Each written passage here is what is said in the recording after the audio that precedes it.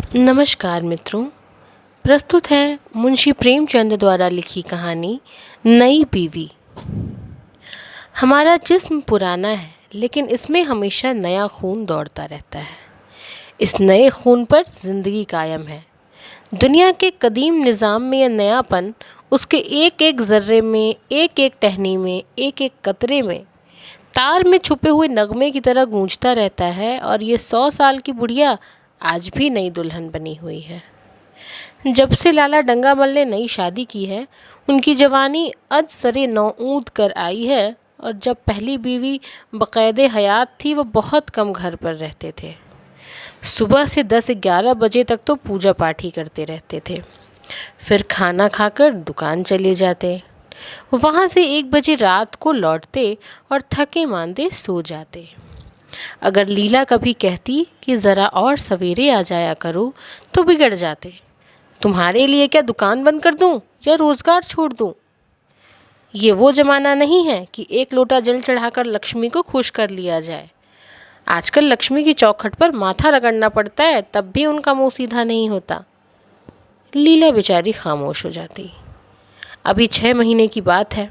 लीला को जोर का बुखार था। लाला जी दुकान पर चलने लगे तो लीला ने डरते डरते कहा, देखो मेरी तबीयत अच्छी नहीं है, ज़रा सवेरे आ जाना।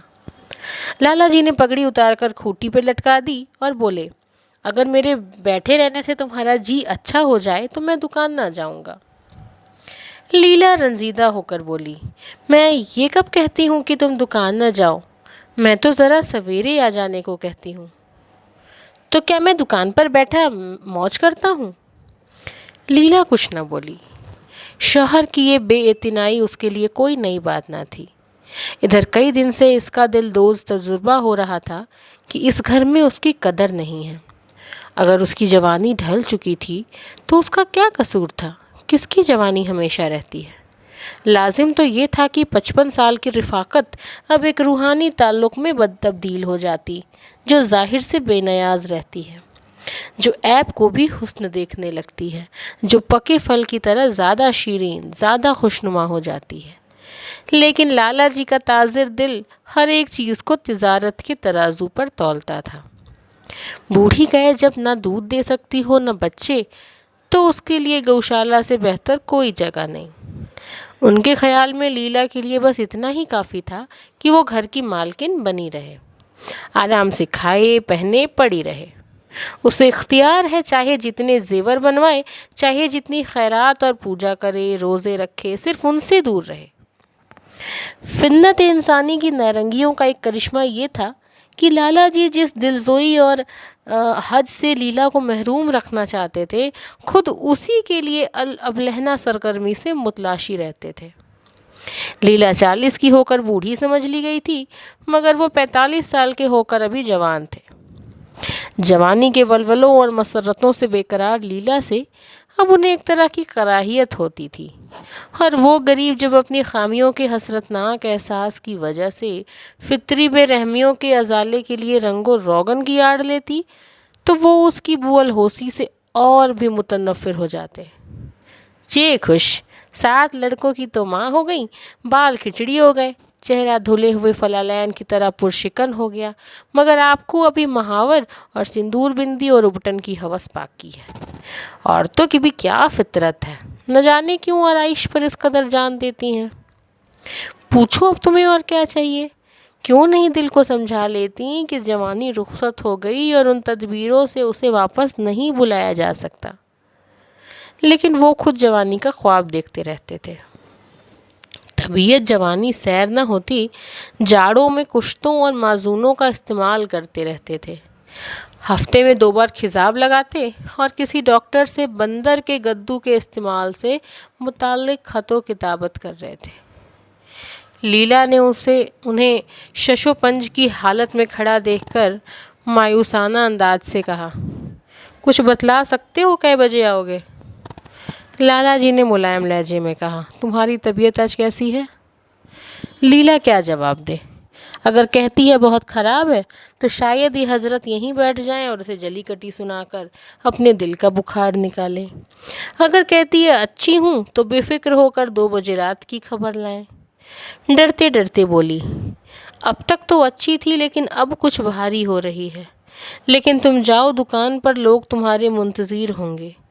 मगर ईश्वर के लिए एक दो ना बजा देना, लड़के सो जाते हैं, मुझे ज़रा भी अच्छा नहीं लगता, तबीयत घबराती है।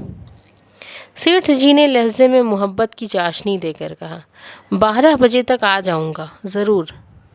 लीला का चेहरा उतर गया। 10 बजे तक नहीं आ सकते? 11:30 बजे से पहले किसी तरह नहीं। 10:30 बजे भी नहीं? अच्छा 11 बजे। 11 पर मुसालहत हो गई। लाला जी वायदा करके चले गए, लेकिन शाम को एक दोस्त ने मुजरा सुनने की दावत दी। आप बेचारे उस दावत को कैसे रद्द करते? जब एक आदमी आपको खातिर से बुलाता है तो ये कहाँ की इंसानियत है कि आप उसकी दावत नामंजूर कर दें। वो आपसे कुछ मांगता नहीं, आपसे किसी तरह की रियाकत का ख्वास्तगार नहीं, महज दोस्ताना बेतकल्लुफ़ी में आपको अपने बज़्म की शिरकत की दावत देता है। आप पर उसकी दावत कबूल करना ज़रूरी हो जाता है। घर के जंजाल से किसे फुर्सत है? एक ना एक काम तो रोज़ लगा ही रहता है। कभी कोई बीमार है, कभी मेहमान आए हैं, कभी पूजा है, कभी कुछ कभी कुछ। अगर आदमी ये सोचे कि घर से बेफिक्र होकर जाएंगे तो उसे सारे दोस्ताना मरासिम मुनक़्क़ते कर लेने पड़ेंगे। उसे शायद ही घर से कभी फरागत नसीब हो। लाला जी मुजरा सुनने चले गए तो 2 बजे लौटे। आते ही अपने कमरे की घड़ी की सुइयां पीछे कर दी, लेकिन 1 घंटा से ज़्यादा की गुंजाइश किसी तरह ना निकाल सके। 2 को 1 तो कह सकते हैं, घड़ी की तेज़ी के सर इल्ज़ाम रखा जा सकता है, लेकिन 2 को 12 नहीं कह सकते। चुपके से आकर नौकर को जगाया। खाना खाकर आए थे, अपने कमरे में जाकर लेट रहे। लीला उनकी राह देखती, हर लम्हा दर्द और बेचैनी की बढ़ती हुई शिद्दत का एहसास करती, न जाने कब सो गई थी। उसको जगाना सोए फितना को जगाना था। गरीब लीला इस बीमारी से जामवर न हो सकी। लाला जी को उसकी वफ़ात का बेहद रूहानी सदमा हुआ। दोस्तों ने ताज़ियत के तार भेजे। कई दिन ताज़ियत करने वालों का तांता बंधा रहा। एक रोज़ाना अखबार ने मरने वाली की कसीदा ख्वानी करते हुए उसकी दिमागी और अखलाकी खूबियों की मुबालगा आमेज़ तस्वीर खींची। लाला जी ने उन सब हमदर्दों का दिली शुक्रिया अदा किया और उनके खुलूस व वफ़ादारी का इंतज़ार जन्नत नसीब लीला के नाम से लड़कियों के लिए 5 वजीफ़े कायम करने की सूरत में नमूदार हुआ। वो नहीं मरी साहिब, मैं मर गया। ज़िंदगी की शम्मा हिदायत गुल हो गई। अब तो जीना और रोना है। मैं तो एक हकीर इंसान था, न जाने किस खारे खैर वसीले में मुझे ये नेमत बारगाह इज़्ज़ती से अता हुई थी। मैं तो उसकी परस्तिश करने के काबिल भी न था, वगैरह। 6 महीने की उज़लत और नफ़ कुशी के बाद लाला डंगामल ने दोस्तों के इसरार से दूसरी शादी कर ली। आखिर गरीब क्या करते? ज़िंदगी में एक रफ़ीक की ज़रूरत तो जब ही होती है जब पाँव में खड़े होने की ताकत नहीं रहती। जब से नई बीवी आई है, लाला जी की ज़िंदगी में हैरतअंगेज़ इंकलाब हो गया है। दुकान से अब उन्हें इस कदर इन्हनाक नहीं है। मुतवातिर हफ्तों न जाने से भी उनके कारोबार में कोई हर्ज वाक़ई नहीं होता। ज़िंदगी से लुत्फ़ अंदोज़ होने की सलाहियत जो उनमें रोज़ बरोज़ मुज़महिल होती जाती थी, अब ये तरश्शा पाकर फिर सरसब्ज हो गई है। उसमें नई नई कोंपलें फूटने लगी हैं। मोटर नया आ गया है, कमरे नए, फर्नीचर से आरास्ता कर दिए गए हैं। नौकरों की तादाद में माकूल इजाफा हो गया है। रेडियो भी लगा दिया गया है। लाला जी की बूढ़ी जवानी जवानों से भी ज़्यादा पुरजोश और वलवला अंग्रेज़ हो रही है। उसी तरह जैसे बिजली की रोशनी चांद की रोशनी से ज़्यादा शफ़ाफ और नज़र फरेब होती है, लाला जी को उनके अहबाब उनके इस जवान तबई पर मुबारकबाद देते हैं तो वो तफाकुर के अंदाज से कहते हैं, भाई हम तो हमेशा जवान रहे और हमेशा जवान रहेंगे। बुढ़ापा मेरे पास आए तो उसके मुंह पर स्याही लगाकर गधे पर उल्टा सवार करके शहर बदर कर दूं। जवानी और बुढ़ापे को लोग न जाने उम्र से क्यों मंसूब करते हैं। जवानी का उम्र से इतना ही ताल्लुक़ है जितना मज़हब का अखलाक से, रुपए का ईमानदारी से, हुस्न का आराइश से। आजकल के जवानों को आप जवान कहते हैं? अरे साहिब, मैं उनकी 1000 जवानियों को अपनी जवानी के 1 घंटा से ना तब्दील करूं। मालूम होता है ज़िंदगी में कोई दिलचस्पी ही नहीं, कोई शौक़ ही नहीं। ज़िंदगी क्या है? गले में पड़ा हुआ ढोल है। यही अल्फाज वो कुछ ज़रूरी तरमीम के बाद आशा देवी के लौहे दिल पर नक्श करते रहते हैं। इससे हमेशा सिनेमा, थिएटर, सैर दरिया के लिए इसरार करते हैं। लेकिन आशा न जाने क्यों इन दिलचस्पियों से ज़रा भी मुतअस्सिर नहीं। वो जाती तो है मगर बहुत इसरार के बाद। एक दिन लाला जी ने आकर कहा, चलो आज बजरे पर दरिया के सैर कर आए। बारिश के दिन थे, दरिया चढ़ा हुआ था। अब्र की कतारें बैनुल अक़वामी फ़ौज़ों की सी रंग बिरंग वर्दियाँ पहने आसमान पर कवायद कर रही थीं। सड़क पर लोग मलार और बारहमासे गाते चले जा रहे थे। बागों में झूले पड़ गए थे। आशा ने बेदिली से कहा, मेरा तो जी नहीं चाहता। लाला जी ने तादीब आमेज़ इसरार से कहा, तुम्हारी कैसी तबीयत है जो सैरो तफरीह की जानिब माइल नहीं होती। आप जाएं, मुझे और कई काम करने हैं। काम करने को ईश्वर ने आदमी दे दिए हैं, तुम्हें काम करने की क्या ज़रूरत है? महाराज अच्छा सालन नहीं पकाता, आप खाने बैठेंगे तो यूं ही उठ जाएंगे। आशा अपनी फुर्सत का बेशतर हिस्सा लाला जी के लिए अनवा व इक़साम के खाने पकाने में सर्फ करती थी। किसी से सुन रखा था कि एक ख़ास उम्र के बाद मर्दों की ज़िंदगी की ख़ास दिलचस्पी लज़्ज़त ज़बान रह जाती है। लाला जी के दिल की कली खिल गई। आशा को उनसे किस कद्र मोहब्बत है कि वो सैर को उनकी खिदमत पर कुर्बान कर रही है। एक लीला थी कि कहीं जाऊं पीछे चलने को तैयार। पीछा छुड़ाना मुश्किल हो जाता था, बहाने करने पड़ते थे। खामखा सर पर सवार हो जाती थी और सारा मज़ा किरकिरा कर देती थी। बोले, तुम्हारी भी अजीब तबीयत है। अगर एक दिन सालन बेमज़ा ही रहा तो ऐसा क्या तूफ़ान आ जाएगा।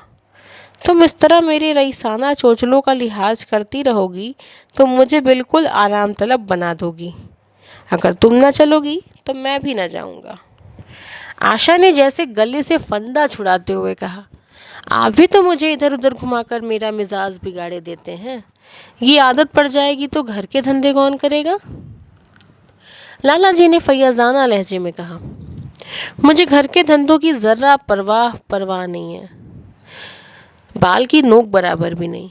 मैं चाहता हूँ कि तुम्हारा मिजाज बिगड़े और तुम इस घर की चक्की से दूर हो और मुझे बार बार आप क्यों कहती हो।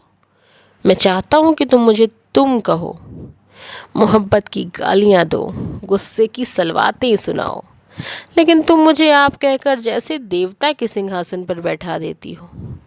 मुझे अपने घर में देवता नहीं, शरीर छोकरा बनकर रहना चाहता हूँ। आशा ने मुस्कुराने की कोशिश करके कहा, ए नौज, भला मैं आपको तुम कहूँगी? तुम बराबर वालों को कहा जाता है या बड़ों को? मुनीम जी ने 1 लाख के घाटे की पुरमलाल खबर सुनाई होती तब भी लाला जी को शायद इतना सदमा न होता जितना कि आशा के इन भोले भाले अल्फाजों से हुआ। उनका सारा जोश, सारा वलवला ठंडा पड़ गया, जैसे बर्फ़ की तरह मुज़म्मिद हो गया।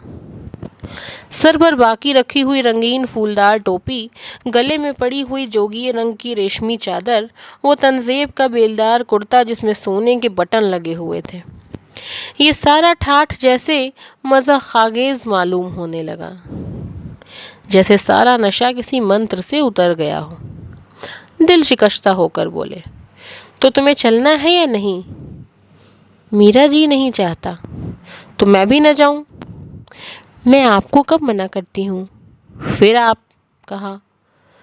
आशा ने जैसे अंदर से जोर लगाकर कहा, तुम, और उसका चेहरा शर्म से सुर्ख हो गया। हाँ, इसी तरह तुम कहा करो। तो तुम नहीं चल रही हो? अगर मैं कहूँ कि तुम्हें चलना पड़ेगा तब चलूँगी। आपके हुक्म की पाबंदी मेरा फ़र्ज़ है। लाला जी हुक्म न दे सके। फ़र्ज़ और हुक्म जैसे लफ्ज़ से उनके कानों में खराश सी होने लगी। खिसियाने होकर बाहर चले। उस वक्त आशा को उन पर रहम आ गया। बोली, तो कब तक लौटोगे? मैं नहीं जा रहा हूँ। अच्छा तो मैं भी चलती हूँ। जिस तरह कोई ज़िद्दी लड़का रोने के बाद अपनी मतलूबा चीज़ पाकर उसे पैरों से ठुकरा देता है, उसी तरह लाला जी ने रोना मुंह बनाकर कहा, तुम्हारा जी नहीं चाहता तो ना चलो, मैं मजबूर नहीं करता। आप नहीं, तुम बुरा मान जाओगे। आशा सैर करने गई, लेकिन उमंग से नहीं।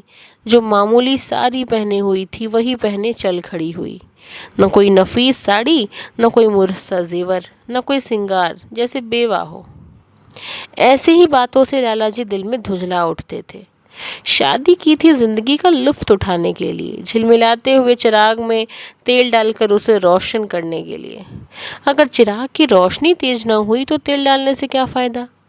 न जाने उसकी तबीयत क्यों इस कदर खुश्क और अफसरदा है, जैसे कोई ऊसर का दरख्त हो कि कितना ही पानी डालो उसमें हरी पत्तियों के दर्शन ही नहीं होते।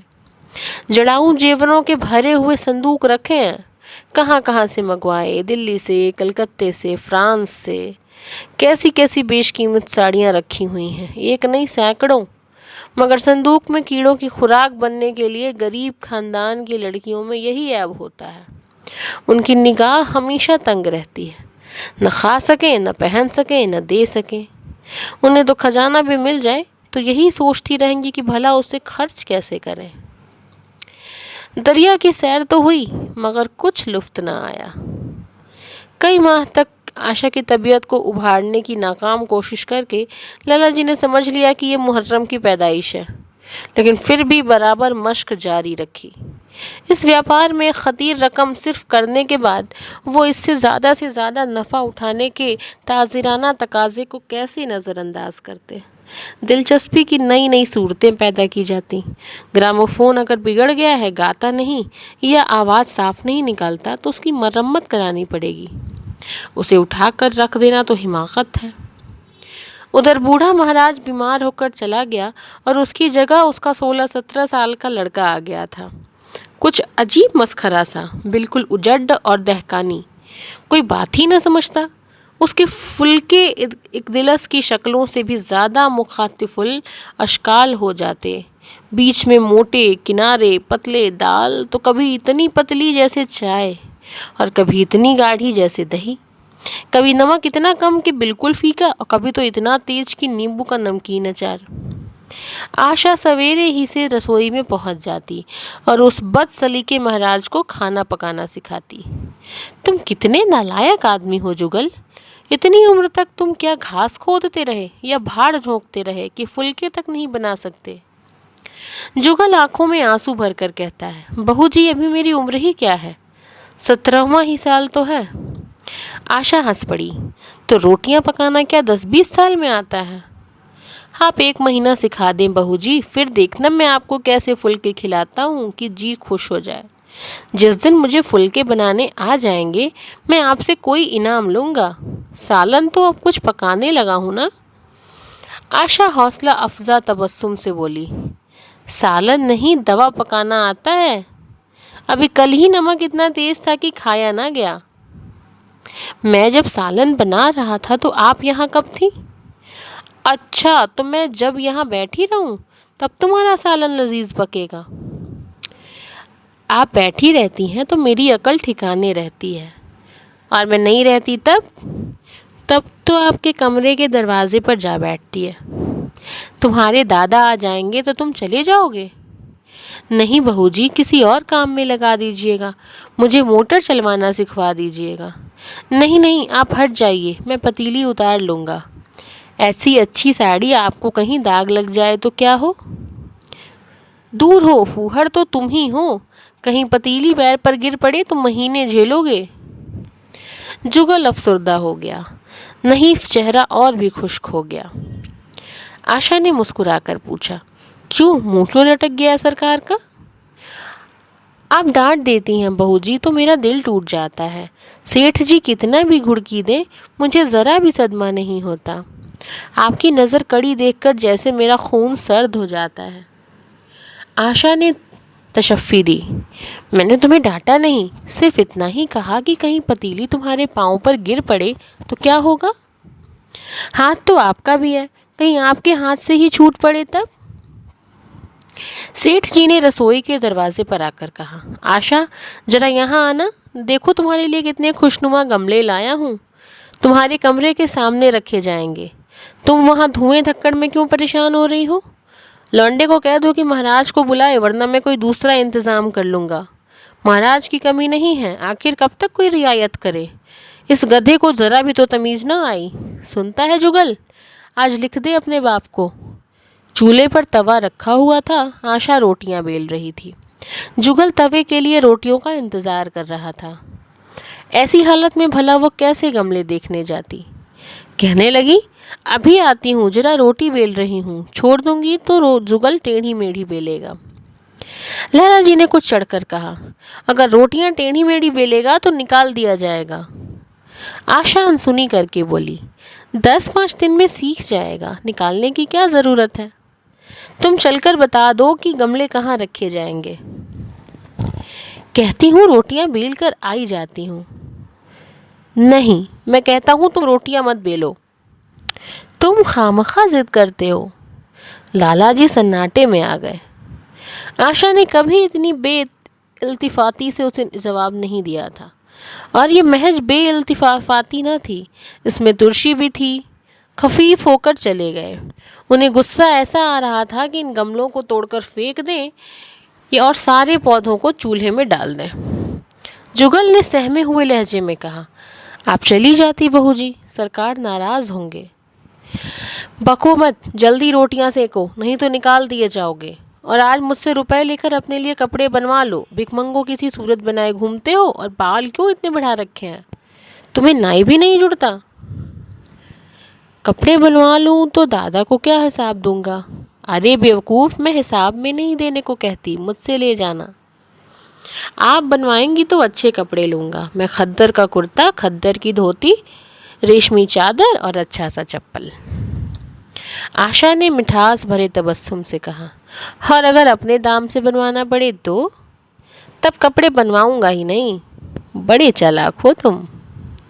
आदमी अपने घर पर रूखी रोटी खाकर सो रहता है, लेकिन दावत में अच्छे अच्छे पकवान ही खाता है। ये सब मैं नहीं जानती। एक गाढ़े का कुर्ता बनवा लो और एक टोपी हजामत के लिए 2 आने पैसे ले। रहने दीजिए, मैं नहीं लेता।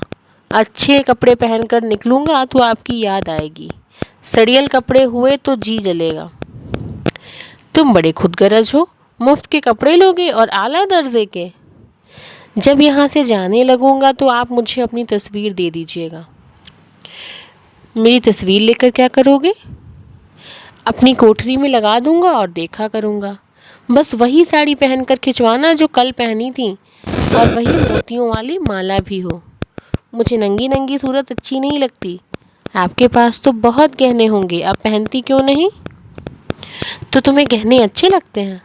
बहुत। लाला जी ने खिफ़्फ़त आमीज़ लहजे में कहा, अभी तक तुम्हारी रोटियां नहीं पकीं। जुगल, अगर कल से तुमने अपने आप अच्छी रोटियां ना बनाई तो मैं तुम्हें निकाल दूंगा। आशा ने फ़ौरन हाथ धोए और बड़ी मसर्रत आमीज़ तेज़ी से लाला जी के साथ जाकर गमलों को देखने लगी। आज उसके चेहरे पर गैर मामूली शगुफ्तगी नज़र आ रही थी। उसके अंदाज़े गुफ्तगू में भी दिल आवेश शिरीनी थी। लाला जी की सारी खिफ़्फ़त गायब हो गई। आज उसकी बातें ज़बान से नहीं, दिल से निकलती हुई मालूम हो रही थी। बोली, मैं इनमें से कोई गमला न जाने दूंगी। यह सब मेरे कमरे के सामने रखवाना। सब कितने सुंदर पौधे हैं, वाह, इनके हिंदी नाम भी बता देना। लाला जी ने छेड़ा, सब लेकर क्या करोगी? 10-5 पसंद कर लो, बाकी बाहर बगीचे में रखवा दूंगा। जी नहीं, मैं एक भी नहीं छोड़ूंगी, सब यहीं रखे जाएंगे। बड़ी हरीस हो तुम। हरीस सही, मैं आपको एक भी न दूंगी। 10-5 तो दे दो, इतनी मेहनत से लाया हूँ। जी नहीं, इनमें से एक भी नहीं मिलेगा। दूसरे दिन आशा ने अपने को जेवरों से खूब आरास्ता किया और फिरोजी साड़ी पहनकर निकली तो लाला जी की आंखों में नूर आ गया। अब उनकी आशिकाना दिलजोइयों का कुछ असर हो रहा है ज़रूर, वरना उनके बार बार तकाजा करने पर, मिन्नत करने पर भी उसने कोई जेवर ना पहना था। कभी कभी मोतियों का हार गले में डाल लेती थी, वो भी बेदिली से। आज उन जेवरों से मुरस्सा होकर वो फूली नहीं समाती, इतराई जाती है। गोया कहती है, देखो मैं कितनी हसीन हूँ, पहले जो कली थी वो आज खिल गई है। लाला साहिब पर घड़ों का नशा चढ़ा हुआ है। वो चाहते हैं उनके अहबाबो अइज़्ज़ा आकर इस सोने की रानी के दीदार से अपनी आंखें रोशन करें, देखें कि उनकी ज़िंदगी कितनी पुरलुफ्त है। जो अनवा और इकसाम की शकूक से दुश्मनों के दिलों में पैदा हुए थे, आंखें खोल कर देखें कि एतिमाद, रवादारी और फिरासत ने कितना खुलूस पैदा कर दिया है। उन्होंने तजवीज़ की, चलो कहीं सैर कराएं, बड़ी मज़ेदार हवा चल रही है। आशा इस वक्त कैसे आ सकती है, अभी उसे रसोई जाना है। वहाँ से कहीं 12-1 बजे तक फुर्सत मिले, फिर घर के सारे धंधे सर पर सवार हो जाएंगे। उसे कहाँ फुर्सत है। फिर कल से उसके कलेजे में कुछ दर्द भी हो रहा है, रह रह कर दर्द उठता है। ऐसा दर्द कभी न होता था। रात न जाने क्यों दर्द होने लगा। सेठ जी एक बात सोचकर दिल ही दिल में फूल उठे, वो गोलियां रंग ला रही हैं। राजवैद्य ने आखिर कहा भी था कि ज़रा सोच समझकर इसका इस्तेमाल कीजिएगा। क्यों ना हो, खानदानी वैद्य हैं। उनका बाप महाराजा बनारस का मुआलिज था, पुराने मुजर्रिफ नुस्खे हैं उसके पास। चेहरे पर सरासिमकी का रंग भरकर पूछा, तो रात ही से दर्द हो रहा है? तुमने मुझसे कहा नहीं, वरना वैद्य जी से कोई दवा मंगवा देता। मैंने समझा था कि आप अच्छा हो जाएगा, मगर अब बढ़ रहा है। कहाँ दर्द हो रहा है, ज़रा देखूं तो, कुछ आमास तो नहीं है। सेठ जी ने आशा के आंचल की तरफ हाथ बढ़ाया। आशा ने शर्मा कर सर झुका लिया और बोली, यही तुम्हारी शरारत मुझे अच्छी नहीं लगती, जाकर कोई दवा ला दो। सेठ जी ने अपनी जमा मर्दी का यह डिप्लोमा पाकर उससे कहीं ज़्यादा महजूज हुए जितना शायद राय बहादुरी का खिताब पाकर होते। अपने इस कारे नुमाया की दाद लिए बगैर उन्हें कैसे चैन हो जाता। जो लोग उनकी शादी से मुताल्लिक शुभ्रा आमेज सरगोशियाँ करते थे, उन्हें ज़ख्त देने का कितना नादिर मौका हाथ आया है। पहले पंडित भोलानाथ के घर पहुँचे और बादले मंद होकर बोले, मैं तो भाई सख्त मुसीबत में मुब्तला हो गया। कल से उसके सीने में दर्द हो रहा है, कुछ अकल काम नहीं करती। कहती है ऐसा दर्द पहले कभी नहीं हुआ था। भोलानाथ ने कुछ ज़्यादा हमदर्दी का इजहार नहीं किया होगा, बोले, हवा लग गई होगी और क्या। सेठ जी ने उनसे इख्तिलाफ किया, पंडित जी हवा का फसाद नहीं है, कोई अंदरूनी शिकायत है, अभी कमसिन है ना, राजवैद्य से कोई दवा लिए लेता हूँ। मैं तो समझता हूँ आप अच्छा हो जाएगा। आप बात नहीं समझते, यही आप में नुस्ख है। आपका जो ख्याल है वो बिल्कुल गलत है, मगर खैर दवा लाकर दे दीजिए और अपने लिए भी दवा लेते आइएगा। सेठ यहाँ से उठकर अपने दूसरे दोस्त लाला फाग मिल के पास पहुँचे और उनसे भी करीब उसी अल्फाज में पुरमलाल खबर कही। फागमल बड़ा शोहदा था, मुस्कुरा कर बोला, मुझे तो आपकी शरारत मालूम होती है। मैं अपना दुख सुना रहा हूँ और तुम्हें मजाक सूझता है, ज़रा भी इंसानियत नहीं है तुम में। मैं मजाक नहीं कर रहा हूँ, भला इसमें मजाक की क्या बात है। वह है कमसिन, नाजुक इंदाम, आप ठहरे आजमूदाकार वर्दे मैदान। बस अगर ये बात ना निकले तो मुँह से मुड़वा डालूँ। सेठ जी ने मतीन सूरत बनाई, मैं तो भाई बड़ी एहतियात करता हूँ, तुम्हारे सर की कसम। जी रहने दीजिए, मेरे सर की कसम ना खाइए, मेरे भी बाल बच्चे हैं, घर का अकेला आदमी हूँ, किसी काते या दवा का इस्तेमाल कीजिए। उन्हें राजवैद्य से कोई दवा लिए लेता हूँ। इसकी दवा वैद्य जी के पास नहीं, आपके पास है। सेठ जी की आंखों में नूर आ गया, शबाब का एहसास पैदा हुआ और इसके साथ चेहरे पर भी शबाब की झलक आ गई। सीना जैसे कुछ फराख हो गया। चलते वक्त उनके पैर कुछ मजबूती से ज़मीन पर पड़ने लगे और सर की टोपी भी खुदा जाने क्यों कज़ हो गई। बुशरे से एक बांकपन की शान बरस रही थी। राजवैद्य ने मुज़्दाए जाफिज़ा सुनाया तो बोले, मैंने कहा था ज़रा सोच समझ कर उन गोलियों का इस्तेमाल कीजिएगा, आपने मेरी हिदायत पर तवज्जो ना की। ज़रा महीने 2 महीने उनका इस्तेमाल कीजिए और परहेज़ के साथ रहिए, फिर देखिए उनका एजाज़। अब गोलियां बहुत कम रही हैं, लूट मची रहती है, लेकिन उनका बनाना इतना मुश्किल और दिक्कत तलब है कि एक बार ख़त्म हो जाने पर महीनों तैयारी में लग जाते हैं। हज़ारों बूटियां हैं, कैलाश, नेपाल और तिब्बत से मंगानी पड़ती हैं, और उनका बनाना तो आप जानते हैं कितना लोहे के चने चबाना है। आप एहतियातन एक शीशी लेते जाइए। जुगल ने आशा को सर से पांव तक जगमगाते देखकर कहा, बस बहू जी, आप इसी तरह ओढ़े पहना रहा कीजिए। आज मैं आपको चूल्हे के पास ना आने दूंगा। आशा ने शरारत आमीज नज़रों से देखकर कहा, क्यों? आज ये सख्ती क्यों? कई दिन से तो तुमने मना नहीं किया। आज की बात दूसरी है, ज़रा सुनो तो क्या बात है। मैं डरता हूँ कहीं आप नाराज़ ना हो जाएं। नहीं नहीं, कहो, मैं नाराज़ ना होंगी। आज आप बहुत सुंदर लग रही हैं। लाला डंगामल ने सैकड़ों ही बार आशा के हुस्नो अंदाज की तारीफ़ की थी, मगर उनकी तारीफ़ में उसे तसन्नो की बू आती थी। वो अल्फाज उनके मुंह से कुछ इस तरह के लगते थे जैसे कोई हिंजड़ा तलवार लेकर चले। जुगल के इन अल्फाज में एक कैफ था, एक सुरूर था, एक हैजान था, एक इज़्तिराब था। आशा के सारे जिस्म में रशा आ गया, आँखों में जैसे नशा छा जाए। तुम मुझे नज़र लगा दोगे, इस तरह क्यों घूरते हो? जब यहाँ से चला जाऊँगा तब आपकी बहुत याद आएगी। रोटी बनाकर तुम क्या करते हो, दिखाई नहीं देते। सरकार रहते हैं ना, इसलिए नहीं आता। फिर अब तो मुझे जवाब मिल रहा है, देखिए भगवान कहाँ ले जाते हैं। आशा का चेहरा सुर्ख हो गया। कौन तुम्हें जवाब देता है? सरकार ही तो कहते हैं तुझे निकाल दूंगा। अपना काम किए जाओ, कोई नहीं निकालेगा। अब तो तुम रोटियां भी अच्छी बनाने लगे। सरकार हैं बड़े गुस्सावर, 2-4 दिन में उनका मिजाज ठीक किए देती हूँ। आपके साथ चलते हैं तो जैसे आपके बाप से लगते हैं। तुम बड़े बदमाश हो, खबरदार ज़बान संभाल कर बातें करो। मगर खफगी का ये पर्दा उसके दिल का राज ना छुपा सका। वो रोशनी की तरह उसके अंदर से बाहर निकला पड़ता था। जुगल ने उसी बेबाकी से कहा, मेरी ज़बान कोई बंद कर ले, सब तो यहाँ यही कहते हैं। मेरा ब्याह कोई 50 साल की बुढ़िया से कर दे तो मैं घर छोड़कर भाग जाऊं, या खुद जहर खा लूं, या उसे जहर देकर मार डालूं। फांसी ही तो होगी। आशा मसनूई गुस्सा कायम न रख सकी। जुगल ने उसके दिलों के तारों पर मिज़राब की एक ऐसी चोट मारी थी कि उसके बहुत मजबूत करने पर भी दर्द दिल बाहर निकल ही आया। किस्मत भी तो कोई चीज़ है। ऐसी किस्मत जाए जहन्नुम में। तुम्हारी शादी किसी बुढ़िया से करूँगी, देख लेना। तो मैं भी जहर खा लूँगा, देख लीजिएगा। क्यों? बुढ़िया तुम्हें जवान से ज़्यादा प्यार करेगी, ज़्यादा खिदमत करेगी, तुम्हें सीधे रास्ते पर रखेगी।